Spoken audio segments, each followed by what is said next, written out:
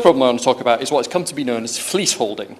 It's become the norm for bits of new estates like car parks and public areas to be handed over to property management companies for their upkeep and for residents to pay for that.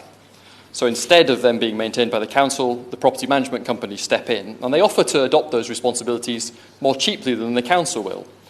But often it's only the case that they can make that cheaper offer because they are working on the assumption that they will be able to dramatically increase bills to my constituents. And in my constituency, I have several neighbourhoods where people are up in arms about opaque and rapidly rising bills from these property management companies. For example, around Windlass Drive in my constituency, 120 households are being charged £60 each to mow a tiny little balancing pond which is much smaller than this room. And absurdly, while the council will be mowing a much bigger area all around it, someone will come down all the way from Derby to mow this last tiny little area.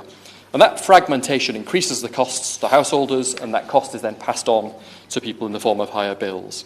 And likewise, residents around Coleridge Way in my constituency were at one point asked to pay £300 a week for someone to come and inspect a playground and to drive over from Solihull to do that.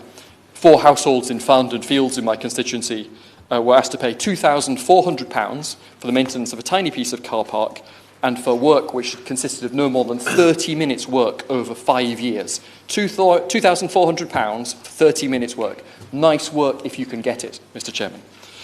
So these maintenance companies are opaque. People often also have to pay substantial fees if they move out to get documentation that they need.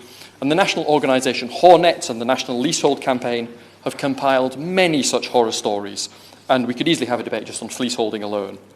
While the Competition and Markets Authority is now taking action, having found that some companies have in fact broken the law, I hope that the Minister will take action against bad practice in this industry, which is full of cowboys, where that bad practice falls short of the threshold of criminal behaviour, because my constituents are sick of wasting their time battling unfair bills.